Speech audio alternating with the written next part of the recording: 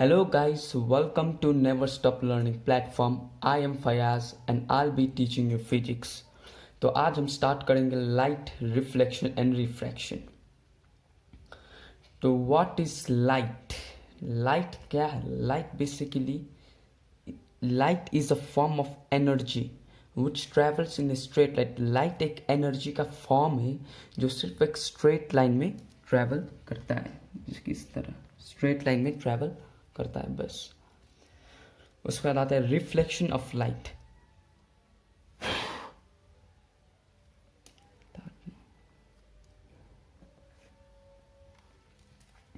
Reflection of light. The bouncing of light from a surface is called reflection of light. Reflection of light यानी क्या? कोई भी, ये surface हो गया आपका, कोई भी रे ऑफ लाइट आए यहाँ पर, यहाँ सरफेस से टकराए और रिफ्लेक्ट बैक कर दिया, ये the bouncing off light from a surface is called reflection of light. तो वो आपका हो सकता है किसी तरह का भी सरफेस. एक हो सकता है आपका रेगुलर सरफेस या प्लेन सरफेस, और वह हो सकता है आपका ये इरेगुलर सरफेस इस तरह का. अगर सपोज इरेगुलर सरफेस है इस तरह का, कोई भी रे ऑफ लाइट आया, यहाँ से टकरा, ये इस तरह चल गया, और सपोज यहाँ से आएगा तो ये दूसरी तरफ, इसमें कोई भी आपका रे ऑफ लाइट रेगुलर नहीं होगा. मतलब कि कोई भी इससे एक जैसा नहीं होगा, डिफरेंट होगा, सब अलग अलग होगा इरेगुलर सरफेस पे. पर रेगुलर सरफेस में इक्वल होगा. सपोज यहाँ से भी आया तो ये भी इक्वल होगा, ये दोनों इक्वल होंगे. सपोज यहाँ से भी ये आया तो ये तीनों इक्वल होंगे, ये तीनों एक दूसरे के एक जैसे ही होंगे. पर इरेगुलर सरफेस में ऐसा नहीं होता. बढ़ते हैं the laws of reflection. Laws of reflection क्या क्या है? उसके सिर्फ दो ही लॉ है, ये दोनों देख सकते. The incident ray, the reflected ray and the normal has to lie in a same plane. और दूसरा है the angle of incident is equal to angle of reflected. तो पहले वाले को समझते हैं. ये आपका कोई भी सरफेस हो गया इस तरह का प्लेन सरफेस, कोई भी रे ऑफ लाइट यहाँ पर आया, आई मीन ये इंसिडेंट रे, ये आपका रिफ्लेक्टेड रे, ये आपका नॉर्मल.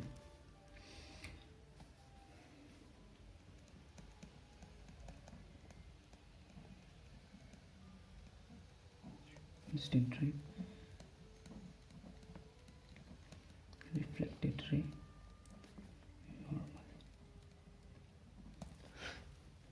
नॉर्मल. पहला रूल ये हमें बताता है कि ये इंसिडेंट रे, रिफ्लेक्टेड रे और नॉर्मल, ये तीनों चीज़ें सिर्फ एक ही प्लेन में लाई करना चाहिए. और दूसरा रूल है हमारा the angle of incident is equal to the angle of reflected. और सपोज ये angle 45 degree, suppose angle 45 degree है तो ये एंगल भी 45 डिग्री ही होगा. समझ में आया? सपोज ये एंगल 45 डिग्री है तो ये रिफ्लेक्टेड रे वाला एंगल पे 45 डिग्री. इसका नाम देते आसानी होगी समझने में. यहाँ पर यहीं पे देख लीजिए, जैसे कि एंगल AON सपोज 45 डिग्री है, और तो ये एंगल NOB भी 45 डिग्री ही होगा. इसलिए therefore angle AON equals to angle BON हम कह सकते हैं. तो आगे बढ़ते हैं.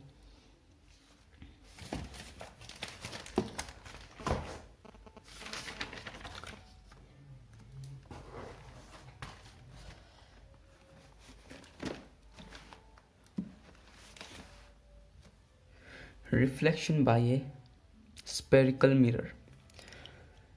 आपके दो टाइप के स्पेरिकल मिरर होते हैं, एक कॉनकेव और एक होता है कॉन्वेक्स मिरर. तो आज हम स्टार्ट करेंगे कॉनकेव मिरर के साथ. उससे पहले आपको हम बता दूँ ये चीज़ें क्या हैं. Pole, focus, centre of curvature, focal length. जो मिरर का सेंटर होता है उसे हम कहते हैं पोल, और उसके बाद आता है फोकस. पोल और फोकस के डिस्टेंस को हम कहते हैं फोकल लेंथ, और उसके बाद आता है सेंटर ऑफ कर्वेचर. सपोज पोल और फोकस का डिस्टेंस 1 सेंटीमीटर है, तो फोकस और सेंटर ऑफ कर्वेचर का भी डिस्टेंस 1 सेंटीमीटर ही होना चाहिए. ये दोनों इक्वल होने चाहिए. और ये आपका लाइन हो गया, ये आपका प्रिंसिपल एक्सिस, इतने ही. उसके बाद आता है rules for obtaining image by concave mirror. Number 1 rule, when a ray of light parallel to principal axis passes through focus after reflection from concave mirror। कोई भी रे ऑफ लाइट पैरेलल है principal axis के, यहाँ पर देख सकते हैं आप, कोई भी रे ऑफ लाइट पैरेलल है प्रिंसिपल एक्सिस के तो वो फोकस से पास होगा। ये हमारा पहला रूल। और हमारा दूसरा रूल है, when a ray of light passing to focus become parallel to principal axis after reflection from concave mirror. कोई भी रे ऑफ लाइट फोकस से पास होता है तो वो ऑटोमेटिकली क्या हो जाएगा, पैरेलल टू प्रिंसिपल एक्सिस। ये हमारा दूसरा रूल। और हमारा तीसरा रूल है, when a ray of light passing to centre of curvature reflect back along the same path. कोई भी रे सेंटर ऑफ कर्वेचर से पास होता है तो उसी पाथ से रिफ्लेक्ट बैक होता है। जैसे यहाँ से सेंटर ऑफ कर्वेचर कोई भी रे ऑफ लाइट आया यहाँ पर, यही पाथ से ये रिफ्लेक्ट करके जाएगा। इसके यहाँ पर देख सकते हैं एरोहेड। और फोर्थ रूल है हमारा, when a ray of light incident to pole and reflect back making the same angle with principal axis. ये तो हमारा लॉज ऑफ रिफ्लेक्शन का सेकेंड रूल है। उसी तरह ये आपका मिरर, यहाँ पर कोई भी रे ऑफ लाइट आया और मिरर से टकराया और वो रिफ्लेक्ट किया, वो एंगल क्या होगा आपका, सेम होगा। जैसे सपोज से 45 डिग्री तो ये भी आपका क्या हो जाएगा 45 डिग्री। इतना ही laws of rules for obtaining image for concave mirror. आपको कोई भी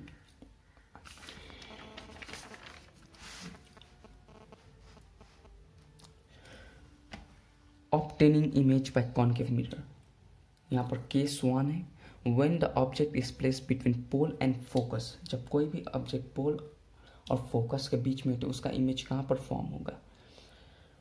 हमें ये क्वेश्चन सॉल्व करना है यूजिंग, हमें क्या यूज़ करना है, ये rules for obtaining image by concave mirror वाले। ये चारों रूल में से हमें सिर्फ कोई भी 2 रूल यहाँ से यूज़ करके हमें क्या करना है, वो क्वेश्चन सॉल्व करना है। ये आपका एग्जाम में आएगा 3 मार्क्स का। तो चलिए सॉल्व करते हैं। यहाँ पर तो मैंने आगे कर लिया है, लेकिन मैं आपको यहाँ पर फेर में दिखाऊंगा, रफ में दिखाऊंगा, रफ में कैसे करते हैं।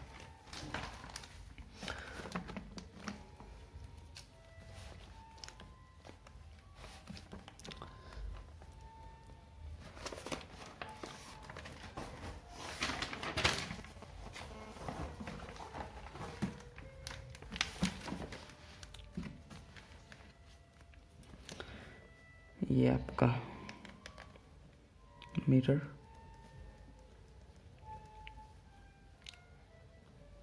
ये आपका हो गया प्रिंसिपल ऑफ एक्सिस, यहाँ पर पोल, यहाँ पर फोकस, ये आपका सेंटर ऑफ कर्वेचर।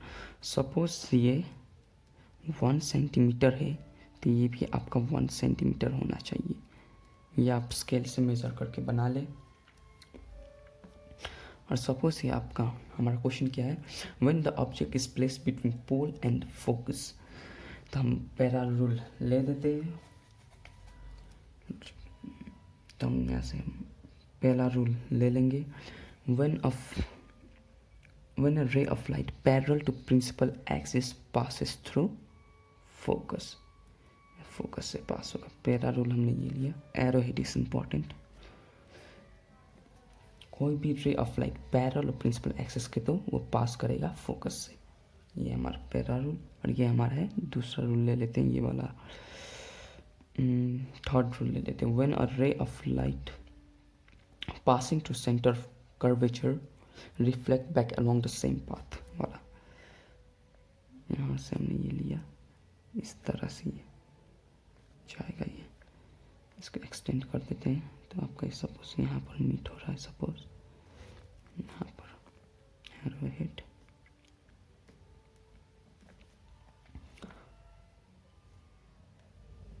ये आपका इमेज फॉर्म हो गया। यहाँ पर आपका ये कैरेक्टरिस्टिक्स कैसा होगा, यानी कि ये आपका इमेज कहाँ पर फॉर्म हुआ है, behind the mirror, behind the mirror. तो आपका ये इमेज कैसा होगा, वर्चुअल एंड इरेक्ट और ये आपका होगा मैग्नीफाइड, जिसकी मैंने आपको यहाँ पर रफ में तो समझा दिया, लेकिन फेयर में आपका इस तरह होना चाहिए। तो आगे बढ़ते हैं केस 2 की तरफ। When the object is placed at focus, जब कोई भी ऑब्जेक्ट फोकस पे हो, बना लेते हैं हमारा मिरर।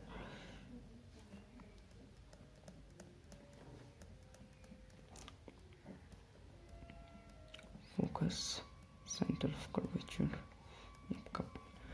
कोई भी ऑब्जेक्ट हमारा फोकस पे हो, सपोज यहाँ पर फोकस पे हो, तो हम वही वाला पहला वाला रूल लेते हैं, when a ray of light parallel to principal axis passes through its focus. यहाँ से ये हो गया।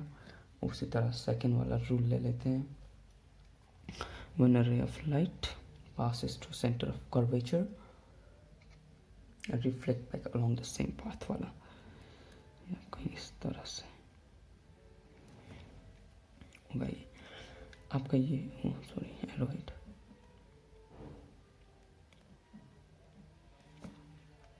ये हो गया। ये आपका कैसा है, ये आपका पैरेलल लाइन है जो कि कभी भी एक दूसरे के इंटरसेक्ट नहीं करेंगे। तो आपका इमेज ऐसा ही फॉर्म होगा जब कोई भी ऑब्जेक्ट फोकस पे हो। तो उसका कैरेक्टरिस्टिक्स क्या होगा, ये इमेज कहाँ पर फॉर्म होगा, आपका इन्फिनिटी पे इमेज फॉर्म होगा, क्योंकि ये पैरेलल लाइन है, ये एक दूसरे के कहीं पे भी इंटरसेक्ट नहीं करेंगे। और ये क्या होगा, रियल और इन्वर्टेड होगा, और ये हाईली मैग्नीफाइड होगा। यहाँ पर आप देख सके फेयर वाला इस तरह होना चाहिए आपका इमेज। मैं आपको समझाने के लिए रफ में इस तरह समझा रहा हूँ, लेकिन आप फेयर में अच्छी तरह कंपास, स्केल, पेंसिल से मेजर करके अच्छी तरह बनाएंगे। तो आगे बढ़ते हैं केस 3 की तरफ।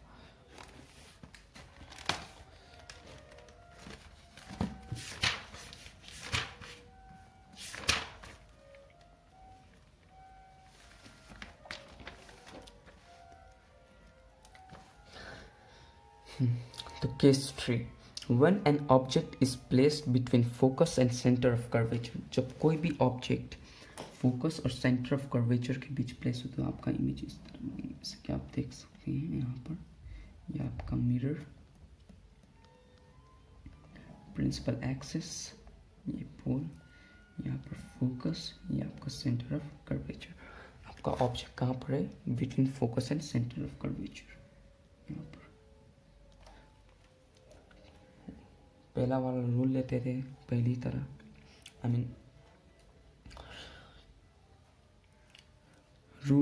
पहला वाला रूल ले लेते हैं, when a ray of light parallel to principal axis passes through focus।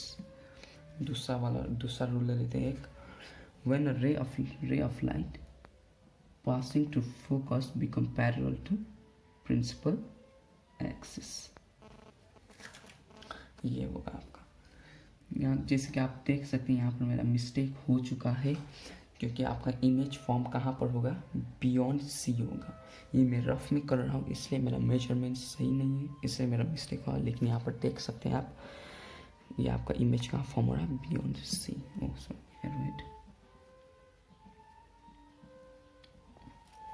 तो आपका कैरेक्टरिस्टिक्स क्या होगा, बियॉन्ड सी, इमेज कहाँ फॉर्म होगा, beyond C, real and inverted, और ये होगा आपका मैग्नीफाइड।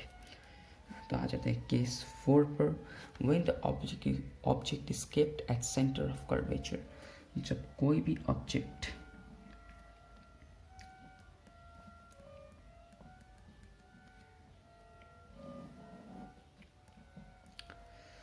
यहाँ पर आपका